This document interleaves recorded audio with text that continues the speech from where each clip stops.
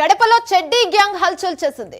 CP brown పరిసర ప్రాంతాల్లో చోరీలకు యత్నించారు. వరుసగా 8 ఇళ్లలో చెడ్డీ గ్యాంగ్ చోరీలకు పాల్పడింది. ఇక భారీగా బంగారం నగదును అపహరించారు. దొంగలను పట్టుకునేందుకు కానిస్టేబుల్ ప్రయత్నించారు. కానిస్టేబుల్ పై చెడ్డీ గ్యాంగ్ రాళ్లదాడికి దిగింది. ఇక రాళ్లదాడిలో కానిస్టేబుల్ గోపినాథ్ గాయపడ్డాడు. గాయపడిన కానిస్టేబుల్ కు ఆసుపత్రిలో చికిత్సను అందిస్తున్నారు. ఇక ఘటనపై కేసు నమోదు చేసుకుని పోలీసులు దర్యాప్తు చేస్తున్నారు. చెడ్డీ గ్యాంగ్ కోసం పోలీసులు గాలింపు చర్యలను ముమ్మరం చేశారు.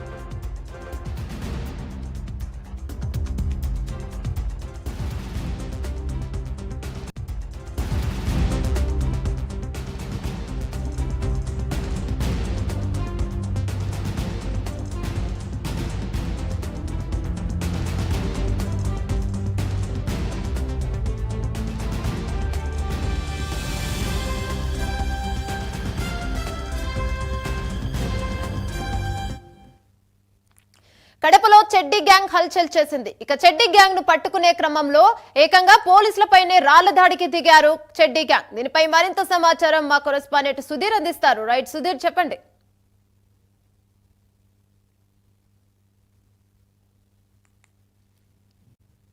కూడా పూర్తిస్థాయిలో గత అర్ధరాత్రి కూడా హల్చల్ చేసిందని చెప్పుకోవచ్చు. అయితే గత అర్ధరాత్రి సమయంలో కూడా పూర్తిస్థాయిలో కూడా 4 వ్యక్తులు, ఏదైతే చెడ్డీ గ్యాంగ్ సంబంధించినటువంటి 4 వ్యక్తులు కూడా కడప నగరంలో ఉన్నటువంటి సిపి బ్రౌన్ పరిసర ప్రాంతాల్లో కూడా పూర్తిస్థాయిలో అక్కడ ఉన్నటువంటి ఇళ్లలో కూడా భారీ ఎత్తున కూడా చోరీ చేసిన పరిస్థితి అని చెప్పుకోవచ్చు. అయితే ముఖ్యంగా 1 కాదు 2 కాదు, దాదాపుగా 8 ఇళ్లలో ఏకకాలంలో ఒకేసారి కూడా చెడ్డీ గ్యాంగ్ అయితే కనుక దొంగతనాలకు పాల్పడిందని చెప్పుకోవచ్చు. అయితే ఈ ఘటనలో దాదాపుగా ఏదైతే బంగారం కావచ్చు, అలాగే వెండి కావచ్చు, అలాగే నగదు రూపంలో కూడా దాదాపుగా ఇప్పటికే పెద్ద ఎత్తున కూడా వాళ్ళు సొమ్ము చేసుకున్నారని చెప్పుకోవచ్చు. అయితే ముఖ్యంగా అక్కడ చెడ్డీ గ్యాంగ్ కూడా తారసపడుతున్నట్టు అక్కడ ఉన్నటువంటి ఉన్నారనే నేపథ్యంలో కూడా ఏదైతే బ్లూ కోట్ సిబ్బంది కూడా పూర్తిస్థాయిలో అక్కడికి వెళ్ళి క్షణంలో కూడా అక్కడ ఉన్నటువంటి 4 ఎవరైతే చెడ్డీ గ్యాంగ్ సిబ్బంది ఉన్నారో ఒకసారి పోలీసులు వస్తున్న నేపథ్యంలో కూడా వాళ్ళ దగ్గర ముందుగానే వాళ్ళు తెచ్చుకున్నటువంటి రాళ్లతో కూడా పూర్తిస్థాయిలో కూడా పోలీసుల పైన దాడులు చేయడం జరిగింది.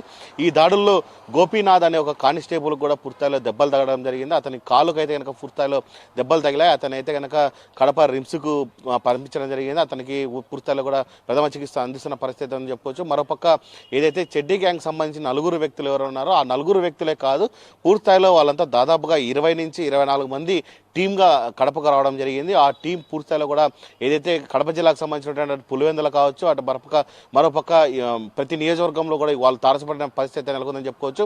అయితే ఈ నేపథ్యంలోనే జిల్లా ఎస్పీ ఆధ్వర్యంలో కూడా ప్రత్యేక టీములు కూడా ఏర్పాటు చేయడం జరిగింది. ఎవరైతే చెడ్డీ గ్యాంగ్ సంబంధించినటువంటి వాళ్ళు ఉన్నారో వాళ్ళందరూ కూడా పట్టుకునే పనులు అయితే కనుక పోలీసు యంత్రాంగం కూడా ఇప్పటికే ఆ పనిలో వేటలో పడ్డారని చెప్పుకోవచ్చు. మరోపక్క అయితే కనుక ఎవరైనా సరే రాత్రిపూట్ల ప్రజలు పూర్తిస్థాయిలో బయటికి రావాలంటే కూడా పూర్తిస్థాయిలో తలుపులు మూసుకొని దాదాపు బయట ఎవరున్నారు వ్యక్తులు అలాంటివి విచారించిన అనంతరమే బయటికి రావాలని చెప్పి పోలీసులు అయితే చెప్తున్న పరిస్థితి అని చెప్పుకోవచ్చు. ఏదేమైనా అయితే కనుక గత రాత్రి అర్ధరాత్రి సమయం అయితే కనుక చెడ్డీ గ్యాంగ్ కడపలో అయితే కనుక హల్చల్ చేసిన పరిస్థితి ఉంది.